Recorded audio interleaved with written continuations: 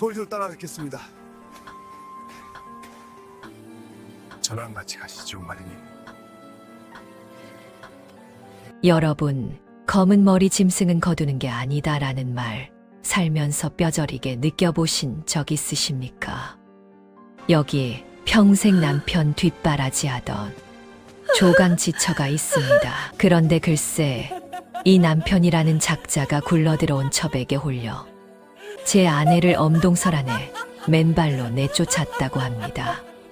모두가 침을 뱉으며 그녀를 외면할 때 다리를 저는 바보 머슴 하나만이 그녀의 뒤를 따랐는데요. 과연 이 바보의 보찜 속에 조선 팔도를 뒤집을 비밀이 숨겨져 있을 줄 누가 알았겠습니까? 피눈물. 나는 그 사연 지금 시작합니다. 구독과 좋아요는 꼭 눌러주세요. 감사합니다. 아이고, 이를 어째 안방마님 방에서 집안의 곳간 열쇠와 땅 문서가 나오다니요. 여우 같은 첩, 월향의 비명소리가 최대감댁 안마당을 쩌렁쩌렁 울렸습니다. 월향은 짐짓 놀란 척 입을 가렸지만 그 눈웃음은 뱀처럼 서늘하게 번들거리고 있었지요. 방바닥에 내동댕이 쳐진 민씨 부인은 기가 막혀 말도 나오지 않았습니다. 가슴이 답답하고 눈앞이 아찔했습니다. 이게 도대체 무슨 일인가 싶어 입술만 바르르 떨릴 뿐이었지요. 대감, 이건 모함입니다. 제가 어찌 가문의 재산에 손을 댄단 말입니까? 저는 평생 이 집안을 위해 헌신해 왔사옵니다.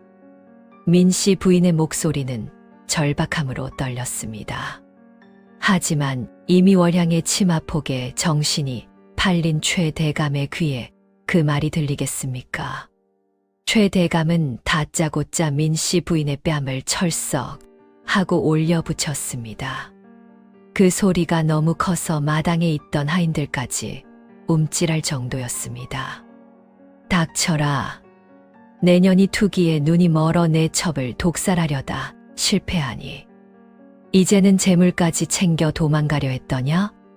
내가 그동안 너를 믿고 집안 살림을 맡겼더니 이게 무슨 배은망덕한 짓이냐? 여봐라. 당장 이 죄인을 관하에 넘겨라. 내 다시는 저 꼴을 보지 않을 것이다. 최대감의 호통 소리에 온 집안이 술렁였습니다. 민씨 부인은 억울함에 가슴을 쥐어뜯으며 통곡했지만 돌아온 것은 싸늘한 문전박대뿐이었습니다. 어제까지만 해도 안방마님이라 부르며 굽신거리던 하인들조차 이제는 월향의 눈치를 보며 민씨 부인에게 손가락질을 해댔습니다. 그들의 태도가 하루아침에 180도 바뀐 것입니다. 쯔쯔 점잖은 척하더니 뒤로는 호박씨를 깎구만. 역시 사람은 겉모습만 봐서는 모르는 법이야. 그러게 말이야. 안방마님이 그렇게 욕심이 많으실 줄이야. 월향 소저님이 얼마나 놀라셨겠어. 하인들의 수군거림이 민씨 부인의 귓가를 따갑게 찔렀습니다. 평생을 정성껏 닦아온 명예와 체면이 한순간에 땅바닥에 떨어지는 순간이었습니다. 관아에서 곤장까지 맞고 결국 전라도 외딴 섬으로 유배형을 받은 민씨 부인. 곤장에 맞은 엉덩이와 허벅지는 시퍼렇게 멍이 들었고 걸을 때마다 찢어지는 듯한 고통이 몰려왔습니다. 살을 애는 듯한 찬바람이 부는 날, 그녀는 죄인의 신분으로 포승줄에 묶여 대문 밖으로 질질 끌려 나왔습니다. 한때 최대감댁 안방마님으로 위풍당당하게 드나들던 그 대문을 이제는 죄인이 되어 나서게 된 것입니다. 부인, 잘 가시오. 나는 월향이와 새살림 차려서 아들 낳고 잘 살 테니 그동안 수고했소만 이제는 각자의 길을 가야겠구려. 최대감은 대문 밖으로 소금까지 뿌리며 비웃었습니다. 그 소금 알갱이들이 햇빛에 반짝이며 땅바닥에 흩어지는 모습이 민 씨 부인의 눈에는 눈물처럼 보였습니다. 수십 년을 함께한 부부의 정이 이렇게 허망하게 끊어지는 순간이었습니다. 그때였습니다. 마님, 같이 가요. 대문 구석 계집 옆에서 쭈그리고 자던 절름발이 멋슴. 덕구가 낡아빠진 보찜을 메고 절뚝거리며 뛰어나왔습니다. 그의 보찜에서는 누더기 옷까지 몇 점과 깨진 사발 하나가 삐죽 튀어나와 있었습니다. 꾀죄죄한 얼굴에 콧물을 질질 흘리는 바보 덕구. 평소 밥만 축낸다고 다른 하인들에게 매질을 당하던 그 녀석이었습니다. 제대로 된 일도 못하면서 밥은 2그릇씩 먹는다고 늘 구박받던 불쌍한 머슴이었지요. 저 병신 육갑하네. 야 이놈아, 썩은 동아줄 잡아서 뭐하게. 밥이라도 얻어먹으려면 여기 붙어 있어야지. 저 죄인 따라가면 너도 같이 굶어 죽는다. 하인들이 비웃으며 돌을 던졌습니다. 돌멩이 하나가 덕구의 이마를 정통으로 맞췄고 순식간에 피가 흘러내렸습니다. 하지만 덕구는 피투성이가 된 이마를 닦을 생각도 않고 민씨 부인 앞을 막아섰습니다. 나는 마님 따라갈겨. 마님이 나 배고플 때 주먹밥 줬어. 추울 때 헌 이불도 줬어. 나도 마님 지킬겨. 나 비록 병신이지만 힘은 세요. 덕구의 눈에는 순수한 충성심이 가득 차 있었습니다. 민씨 부인은 그 모습을 보며 가슴 한구석이 뜨거워지는 것을 느꼈습니다. 이 넓은 세상에서 자신을 따라 나서겠다는 사람이 바로 이 불쌍한 머슴 하나뿐이라니. 허탈하면서도 고마운 마음이 복받쳐 올랐습니다. 한양에서서 전라도 땅끝까지 가는 길은 그야말로 지옥이었습니다. 포졸놈들은 뇌물을 덜 받았다며 툭하면 민씨 부인의 등짝을 채찍으로 후려쳤습니다.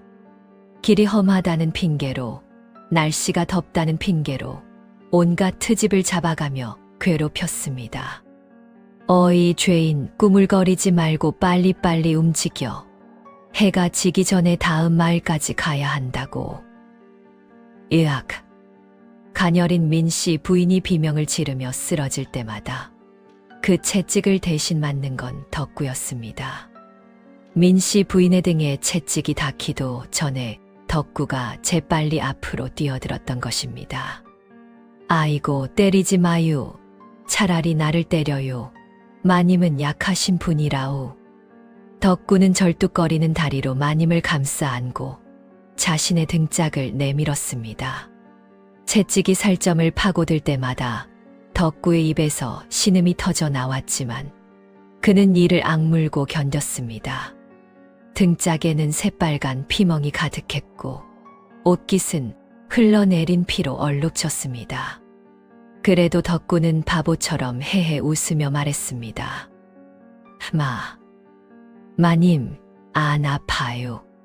제 등 가죽이 소가죽보다 질겨요. 걱정 마슈. 이까짓 거 아무것도 아니요. 사실 덕구는 밤마다 남몰래 피를 토했습니다. 낮에 받은 매질의 고통이 밤이 되면 배로 몰려왔던 것입니다. 하지만 민씨 부인이 잠들면 그는 조용히 일어나 퉁퉁 부은 다리를 주무르며 지팡이를 어루만졌습니다. 그 낡은 대나무 지팡이 속에는 서슬퍼런 강철검이 숨겨져 있었으니까요. 달빛에 비친 검날은 차갑고 날카롭게 빛났습니다. 대감마님, 제 목숨을 걸고 따님을 지키겠습니다. 아직은 때가 아닙니다. 조금만 더 참겠습니다. 덕구의 눈빛은 낮에 그 바보스러운 모습과는 전혀 달랐습니다. 차갑고 날카로운 백전노장의 눈빛이었습니다. 그렇게 몇 달을 걸어 도착한 유배지, 다 쓰러져가는 초가집 한 채가 그들을 기다리고 있었습니다. 지붕은 반쯤 무너져 있었고 문짝은 경첩이 떨어져 덜렁거렸습니다. 쌀 한 톨 없는 그곳에서 물 한 바가지조차 제대로 없는 그곳에서 민씨 부인은 절망에 빠져 바다로 뛰어들려 했습니다. 덕구야, 나는 더는 못 살겠다. 이렇게 비참하게 사느니 그냥 죽는 게 낫겠다. 차라리 바다에 몸을 던져 이 고통을 끝내고 싶구나. 민씨 부인의 목소리는 기력을 잃어 가늘게 떨렸습니다. 한때는 부귀영화를 누리던 양반댁 안방마님이 이제는 죽음까지 생각하게 된 것입니다. 그때 덕구가 마님의 옷자락을 꽉 붙잡으며 처음으로 정색을 하고 소리쳤습니다. 마님, 죽긴 왜 죽어요? 저 놈들 잘 사는 꼴 보고도 눈이 감겨요. 월향이 그년이 마님 자리에 앉아서 고이오식하는 거 보고도 편히 눈을 감을 수 있겠어요? 제가 밥 먹여드릴 테니 제발 산다고만 하셔요. 꼭 살아남아서 복수하셔야 한다고요. 덕구의 목소리에는 절박함과 함께 묘한 힘이 실려 있었습니다. 바보인 줄만 알았던 덕구의 눈에서 순간 번개 같은 광채가 스쳐 지나갔습니다. 그것은 결코 바보의 눈빛이 아니었습니다. 민씨 부인은 그 눈빛을 보며 가슴이 철렁했습니다. 이 사람, 도대체 누구인가 하는 의문이 스쳤지만 너무 지치고 힘든 나머지 그 생각을 이어갈 힘조차 없었습니다. 유배지의 삶은 짐승의 삶과 다를 바 없었습니다. 쌀 한 톨 나오지 않는 척박한 돌섬. 땅은 돌투성이라 농사도 지을 수 없었고 마을 사람들조차 하루하루 근근히 연명하는 형편이었습니다. 죄인 신분인 민씨 부인에게는 누구 하나 선뜻 도움의 손길을 내밀지 않았습니다. 하지만 신기한 일이 벌어졌습니다. 다리를 저는 바보 덕구가 바닷가에만 나가면 팔뚝만 한 물고기를 숭숭 잡아오고 산에만 올라가면 산삼 못지않은 약초를 캐오는 것이었습니다. 다른 어부들이 그물을 던져도 잡지 못하는 귀한 물고기들을 덕구는 신기하게도 맨손으로 잡아왔습니다. 마님, 이거 잡숴봐요. 이게 몸보신에 그렇게 좋대요. 마을 할매가 그러는데 이 고기 먹으면 기운이 팍팍 난대요. 덕구는 헤헤 웃으며 김이 모락모락 나는 생선살을 정성껏 발라 마님의 숟가락 위에 올려주었습니다. 가시 하나 없이 깨끗하게 발라진 생선살은 하얗고 탱글탱글했습니다. 민씨 부인은 눈물이 핑 돌았습니다. 한양에서는 수십 명의 하인들이 시중을 들었지만 이렇게 진심 어린 보살핌을 받아본 적은 없었습니다. 덕구야, 다리는 멀쩡한 놈들도 굶어 죽는 판에 내가 어찌 이런 귀한 것을. 너도 배가 고플 텐데 나만 먹어서 되겠느냐? 아이고, 몰라요. 그냥 지팡이로 물을 툭 치니까 고기가 튀어 오르던데요. 제가 운이 좋은가 봐요. 저는 배 안 고파요. 마님만 많이 잡숴요. 덕구는 머리를 긁적였지만 사실 그것은 운이 아니었습니다. 밤마다 덕구는 아무도 몰래 바닷가 연마장에 나가 물속을 헤엄치는 물고기를 지팡이 끝에 검기로 낚아채고 있었던 것입니다. 달빛 아래에서 휘둘러지는 그의 검은 물보라를 일으키며 정확히 물고기의 급소를 찔렀고 검기는 보이지 않는 실처럼 뻗어나가 멀리 있는 물고기까지 단숨에 낚아챘습니다. 그것은 무림고수만이 구사할 수 있는 절정의 경지였습니다. 덕구의 지극정성 덕분에 피골이 상접했던 민씨 부인의 얼굴에도 조금씩 혈색이 돌기 시작했습니다. 뼈만 앙상하게 남았던 볼에도 살이 오르고 핏기 없이 창백하던 입술에도 붉은 기운이 돌았습니다. 기침도 점차 줄어들고 아침에 일어나는 것도 한결 수월해졌습니다. 그리고 그녀는 어렴풋이 느꼈습니다. 덕구가 단순한 바보가 아니라는 것을. 가끔씩 그가 보이는 눈빛, 위기의 순간에 보여주는 민첩한 움직임, 그리고 불가능해 보이는 일들을 너무도 자연스럽게 해내는 모습들이 예사롭지 않았습니다. 밤마다 문 밖을 지키는 그의 그림자가 마치 태산처럼 거대해 보였기 때문입니다. 초가집 문 앞에 앉아있는 덕구의 뒷모습은 절대 무너지지 않을 것 같은 든든함으로 가득했습니다. 민씨 부인은 그 뒷모습을 보며 이상하게도 마음이 편안해지는 것을 느꼈습니다. 이 사람은 도대체 누구일까? 왜 나를 이토록 지극정성으로 돌보는 것일까? 밤하늘의 별을 바라보며 민씨 부인은 조용히 생각에 잠겼습니다. 그러던 어느 날 한양의 최대감 집사랑방. 처월향이 도끼 어린 눈으로 최대감을 쏘아보고 있었습니다. 그녀의 눈빛은 마치 독사처럼 차갑고 날카로웠습니다. 손톱으로 탁자를 긁으며 이를 갈았습니다. 대감, 그년이 유배지에서 아직도 살아서 숨을 쉬고 있답니다. 제가 사람을 보내 알아보니 멀쩡히 밥을 먹고 돌아다니더랍니다. 그년이 살아있는 한 저는 밤마다 불안해서 잠을 잘 수가 없어요. 혹시라도 그년이 억울함을 호소하러 다시 돌아오기라도 하면 어쩌려고 그래요. 월향의 목소리는 히스테리에 가까웠습니다. 손에 쥔 비단 손수건은 이미 구겨질 대로 구겨져 있었습니다. 최 대감은 곰방대를 털며 비열하게 웃었습니다. 담뱃재가 화로 속으로 떨어지며 작은 불꽃을 일으켰습니다. 허허, 부인 걱정 마시오. 내 안 그래도 후환을 없애려 사람을 보냈소. 조선 팔도에서 칼솜씨가 제일이라는 흑사파 살수들을 보냈으니 오늘 밤이면 그년과 그 머슴놈 목이 바다에 둥둥 뜰 것이오. 은자 100냥을 주고 고용한 자들이니 절대 실수는 없을 것이오. 최 대감은 자신만만하게 말했습니다. 흑사파는 돈만 주면 누구든 죽이는 냉혹한 살수 집단이었습니다. 그들의 손에 걸린 자 중 살아남은 자가 없다는 소문이 자자했습니다.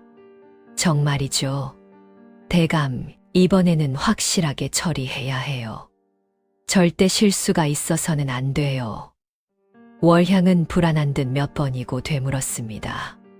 그 시각 유배지의 밤은 유난히 어둡고 스산했습니다. 구름이 달을 가려 사방이 칠흑 같았고 바닷바람은 을씨년스럽게 초가집 주변을 휘감아 돌았습니다. 바람 소리에 섞여 스스슥 억새밭을 가르는 낯선 발소리가 들려왔습니다. 한두 명이 아니었습니다. 최소한 5~6명은 되어 보였습니다. 발소리는 조심스러웠지만 살기는 숨길 수 없었습니다. 잠을 청하던 민씨 부인은 본능적인 공포에 몸을 떨었습니다. 가슴이 두근거리고 식은땀이 등줄기를 타고 흘러내렸습니다.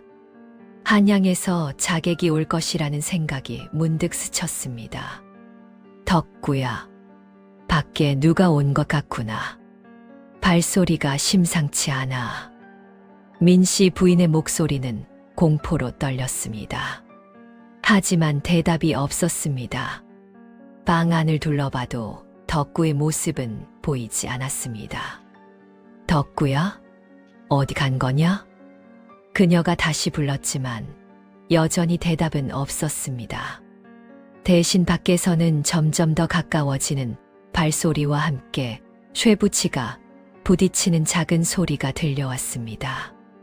그것은 분명 칼을 뽑는 소리였습니다. 민씨 부인은 이불을 꽉 움켜쥐고 숨죽였습니다. 심장이 터질 듯 뛰었습니다. 이제 정말 끝인가? 문 밖에서 자던 덕구가 벌떡 일어났습니다.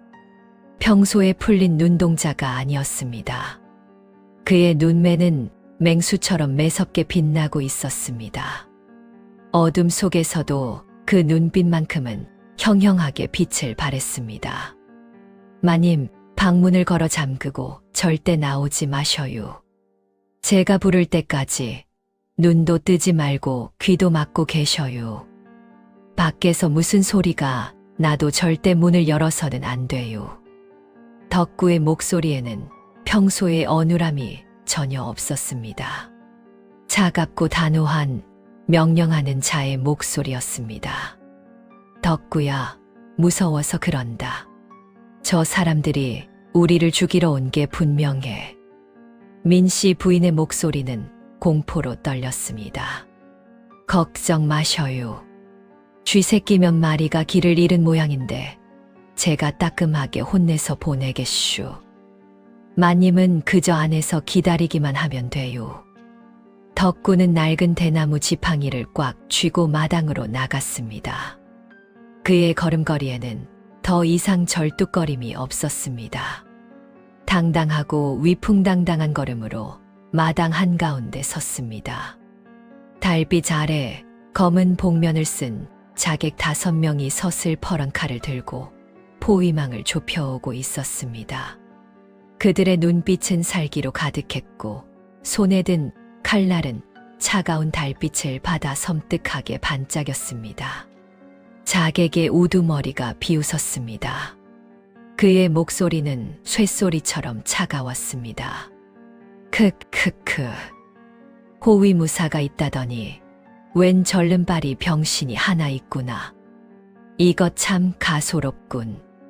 최 대감께서 괜한 걱정을 하셨어. 단칼에 베어주마. 그래, 저딴 놈 때문에 우리가 이 먼 길을 왔다니 웃기는 일이지. 빨리 처리하고 돌아가자고. 다른 자객들도 킥킥거리며 웃었습니다. 그들의 눈에 덕구는 그저 불쌍한 장애인 머슴일 뿐이었습니다. 자객이 칼을 높이 쳐들고 덕구에게 달려드는 절체절명의 순간, 덕구의 입가에 서늘한 미소가 번졌습니다. 그 미소는 마치 백수의 왕이 하찮은 먹잇감을 바라보는 듯한 여유로움이 담겨 있었습니다. 감히 누구 앞이라고 칼을 뽑느냐. 너희 따위가 칼을 들 자격이나 있는지 모르겠구나. 카! 벼락 같은 쇳소리와 함께 덕구의 낡은 지팡이가 쪼개지며 그 안에서 시퍼런 빛을 내뿜는 백운검이 모습을 드러냈습니다. 검신에서 뿜어져 나오는 빛은 마치 살아있는 용처럼 공기를 갈랐고 검 끝에서는 희미한 푸른 검기가 일렁이고 있었습니다. 대나무 지팡이의 껍질은 산산조각이 나사방으로 흩어졌고 그 파편들이 달빛을 받아 반짝이며 땅에 떨어졌습니다. 덕구가 더 이상 다리를 절지 않고 허리를 꼿꼿이 세우자 그에게서 뿜어져 나오는 살기에 자객들이 흠칫하며 뒷걸음질 쳤습니다. 순간 공기가 얼어붙는 듯한 느낌이 들었습니다. 이게 무슨... 저자가 절름발이가 아니었어. 자객들의 목소리에 당황함이 역력했습니다.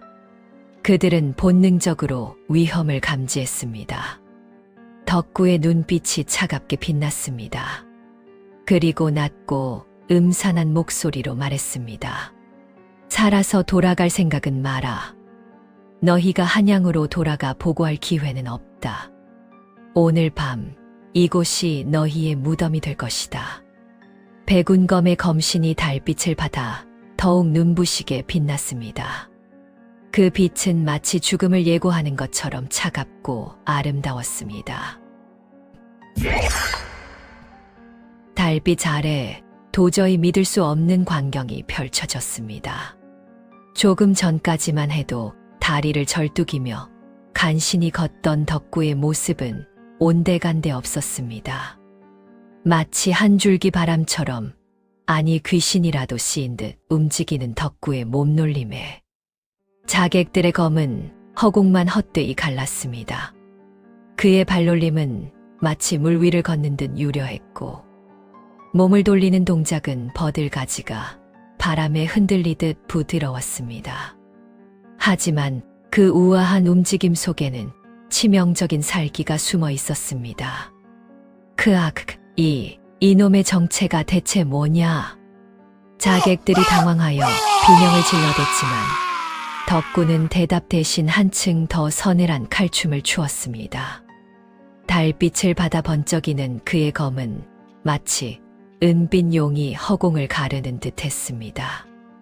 덕구의 검이 한 번 번쩍일 때마다 자객들의 무릎이 꺾이고 손목이 날아가고 어깨에서 피가 분수처럼 솟구쳤습니다. 비명과 신음 그리고 땅바닥에 쓰러지는 둔탁한 소리가 어둠 속에 메아리 쳤습니다. 단, 식경, 채 지나지 않아. 조선 팔도에서 최고라고 소문났던 살수 5명이 전부 덕구의 발 아래 피투성이가 되어 나뒹굴었습니다. 그들이 자랑하던 검술도 살수로서의 명성도 덕구 앞에서는 아무 소용이 없었습니다. 덕구는 피 한 방울 묻지 않은 온매를 탁탁 털어내며 벌벌 떨고 있는 자객 두목의 목덜미에 차갑게 식은 칼끝을 천천히 겨눴습니다. 살려만 주십시오. 소인이 시키는 대로 다 하겠습니다. 무엇이든 말씀만 하십시오. 두목의 목소리는 공포로 떨리고 있었습니다. 덕구의 눈빛이 달빛보다 더 차갑게 빛났습니다. 내 놈들을 보낸 주인을 만나러 갈 것이다. 당장 앞장서라. 내 오늘 밤 이 한양 땅을 송두리째 뒤집어 놓을 테니 말이다. 그의 목소리에는 더 이상 물러설 곳이 없는 자의 결연함이 담겨 있었습니다. 한 달 뒤 한양 최대감의 기와집. 오늘은 최대감의 환갑 잔칫날이자 첫 월향이 정실부인으로 승격되는 날이었습니다. 마당에는 비단 병풍이 사방으로 둘러쳐지고 산의 진미가 상다리가 부러질 듯 휘어지게 차려져 있었지요. 온갖 귀한 음식들이 빼곡히 늘어서 있었고 붉은 촛불이 곳곳에서 타오르며 화려한 잔치 분위기를 더했습니다. 으하하, 대감 진심으로 축하드립니다. 알턴 이가 빠지니 이리도 경사가 겹치나 봅니다. 암요, 이제 월향 부인이 안방마님이시니 가문이 더욱더 번창할 것입니다. 복이 구름처럼 몰려오는 것이 보이는 듯합니다. 아부꾼들의 끊임없는 칭송 속에 최대감과 월향은 입이 귀에 걸려 연신 술잔을 기울였습니다.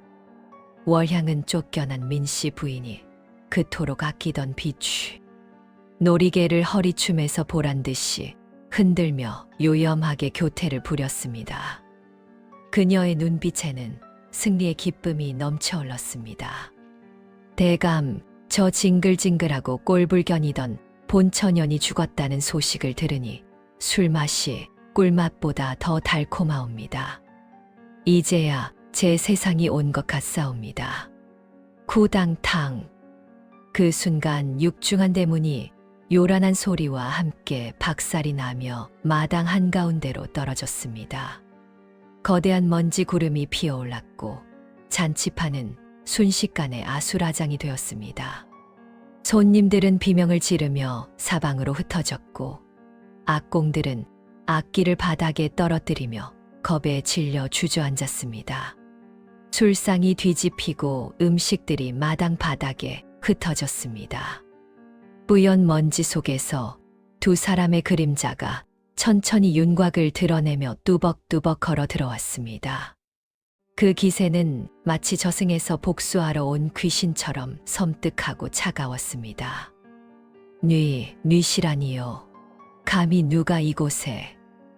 대감의 하인들이 황급히 앞을 막아섰지만 누군가의 빠른 손길 한 번에 추풍낙엽처럼 사방으로 날아갔습니다.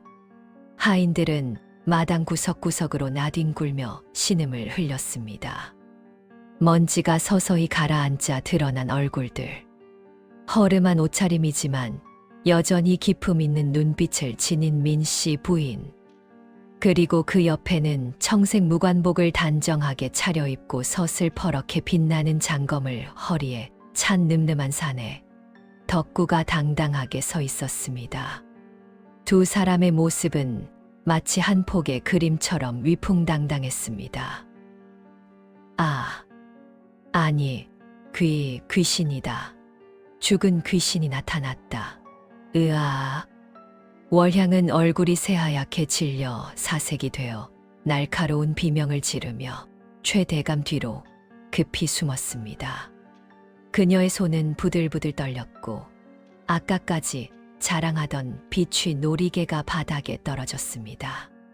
최대감은 들고 있던 술잔을 와장창 떨어뜨리며 온몸을 덜덜 떨었습니다. 그의 얼굴에서는 혈색이 완전히 사라져 있었습니다. 내 년이 어찌 살아있는 것이냐. 분명 죽었다고 들었거늘. 여봐라. 저 죄인을 당장 잡아쳐라. 최대감의 다급한 고함에 집안 곳곳에 숨어있던 사병들이 칼과 몽둥이를 들고 우르르 몰려 나왔습니다. 그 수가 수십 명은 좋게 되어 보였습니다. 하지만 바로 그때였습니다. 덕구가 천천히 품속에서 황금색으로 번쩍번쩍 빛나는 마패와 왕의 붉은 인장이 찍힌 왕의 교지를 꺼내 들고 하늘 높이 치켜 세우며 우렁차고 위엄있게 소리쳤습니다. 어명이요. 암행어사 출두야. 전하의 명을 받들어 이곳에 왔노라. 그 순간 담벼락 너머 사방에서 암행어사 출두야. 어사 나리 출두야. 하는 우렁찬 함성이 메아리 쳤고 갑옷으로 무장한 수십 명의 역졸들이 일제히 담을 넘어 들이닥쳤습니다. 역졸들의 발소리가 땅을 울렸고 칼날들이 달빛을 받아 차갑게 빛났습니다. 잔치에 모인 손님들은 겁에 질려 꼼짝도 하지 못했습니다. 열장. 밝혀진 정체와 징벌. 뭐라고? 암행어사라고. 그게 무슨 소리냐? 최대감은 다리에서 힘이 완전히 풀려 그대로 그 자리에 주저앉고 말았습니다.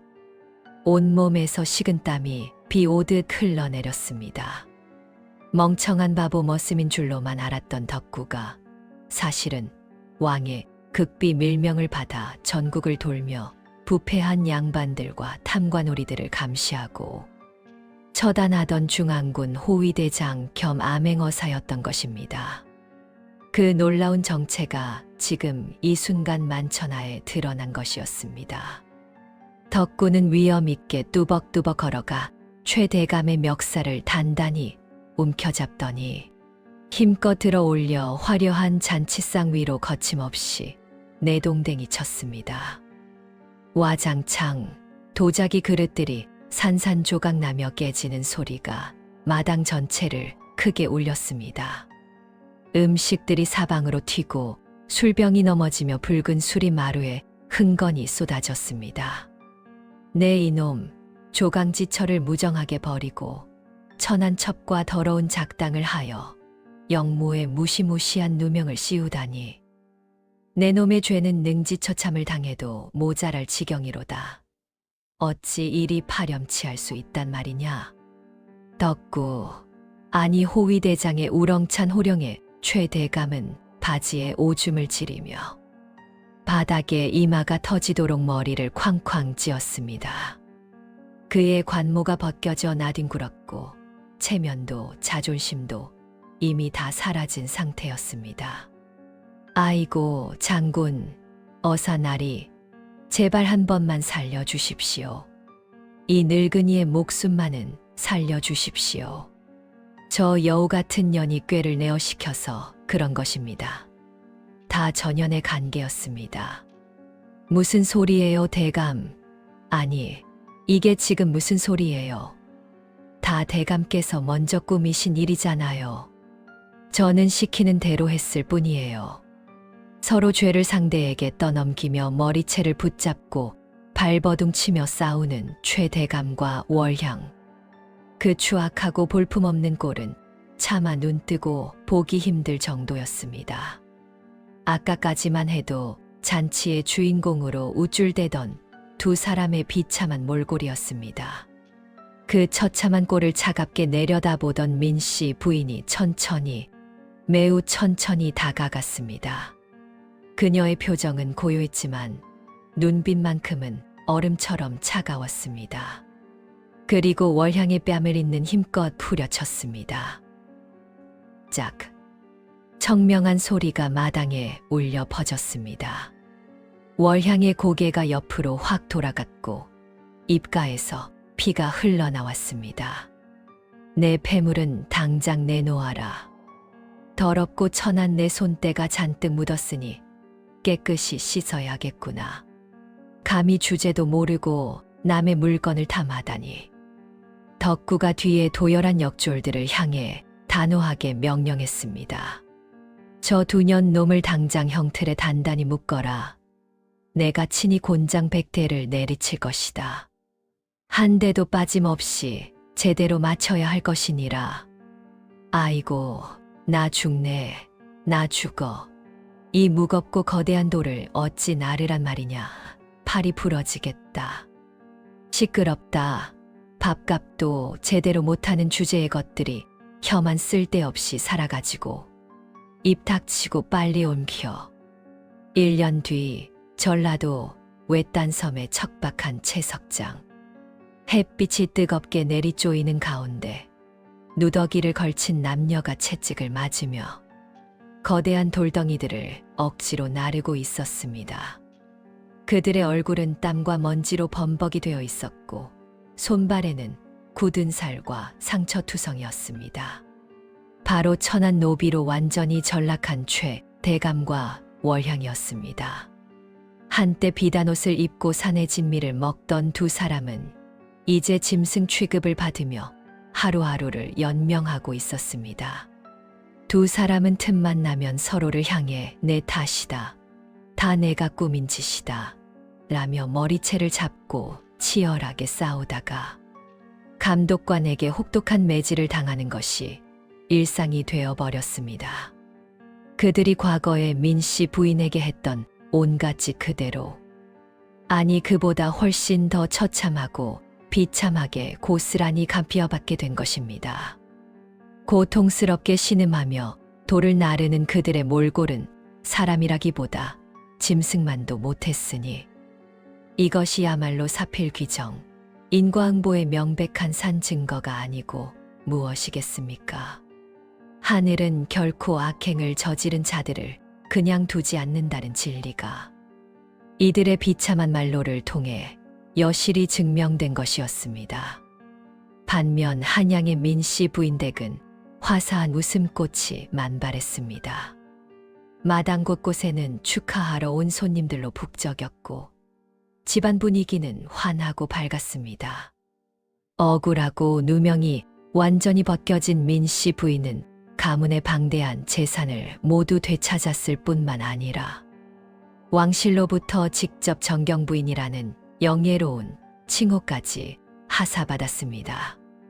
이는 왕실에서 내리는 최고의 명예 중 하나였습니다. 그리고 그녀의 곁에는 더 이상 다리를 절뚝거리며 더듬거리던 바보 머슴이 아닌 당당하고 늠름한 중앙군 호위대장 덕구가 위풍당당하게 서 있었습니다. 화려한 비단관복을 단정하게 차려입은 덕구는 이전의 초라한 모습은 온데간데 없이 몰라보게 훤칠하고 잘생긴 모습으로 변해 있었습니다. 그의 눈빛은 자신감과 믿음직함으로 빛났습니다. 부인, 아니 이제는 정경부인 마님이라 불러야겠습니다. 예로부터 고생 끝에 낙이 온다고 하지 않았습니까? 마침내 마님께서 마땅히 받으셔야 할 자리를 되찾으셨습니다. 민씨 부인은 감격스러운 표정으로 덕구의 거칠지만 따뜻한 손을 꼭 잡았습니다. 평소라면 남녀의 유별함을 따져야 했겠지만 두 사람이 함께 넘어온 죽음의 고개가 너무나 높고 깊었고 함께 흘린 피와 땀이 너무나 많았기 때문이지요. 그 모든 시련이 두 사람의 마음을 하나로 묶어놓은 것입니다. 장군께서 내 목숨을 2번이나 구해주셨고 내 명예까지 되찾아 주셨는데 내 어찌 이 큰 은혜를 다 갚을 수 있을까요? 평생을 다 바쳐도 부족할 것 같습니다. 덕구는 부드럽고 따뜻하게 웃으며 민씨 부인의 맑고 아름다운 눈을 깊이 바라보았습니다. 그의 눈빛에는 진심 어린 애정과 충성이 가득 담겨 있었습니다. 은혜는 무슨 은혜입니까? 저는 그저 마님께서 베풀어 주신 따뜻한 주먹밥 하나, 그 작은 온정에 목숨을 기꺼이 건 하찮은 놈일 뿐입니다. 앞으로도 평생토록 언제까지나 마님의 곁을 떠나지 않고 마님을 지켜드리는 평생 호위무사가 되어드리면 안 되겠습니까? 그것이 제가 마님께 드릴 수 있는 유일한 보답입니다. 민씨 부인의 하얀 볼이 수줍게 붉게 물들었습니다. 그녀의 눈가에는 기쁨의 눈물이 살짝 맺혔습니다. 오랜 세월 동안 겪어온 고통과 슬픔이 이 순간만큼은 완전히 씻겨 내려가는 듯 했습니다. 마당에 가득 모인 하인들과 동네 사람들, 그리고 축하객들은 얼쑤 좋다, 정말 좋다 하며 우렁찬 환호성을 질렀습니다. 박수 소리와 축하의 함성이 하늘 높이 울려 퍼졌습니다.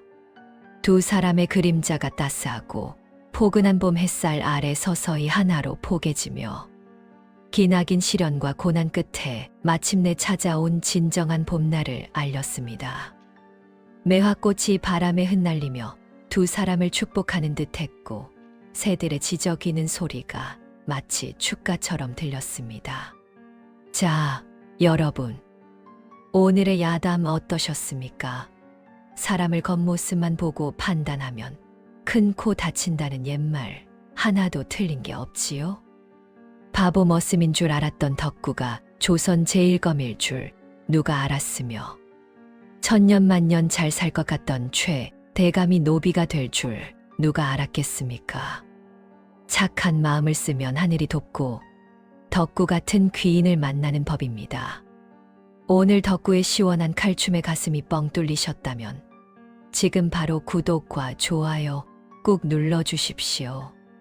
저는 더 재미있고 통쾌한 이야기 보따리를 들고 다시 찾아오겠습니다. 늘 건강하시고 복 많이 받으십시오.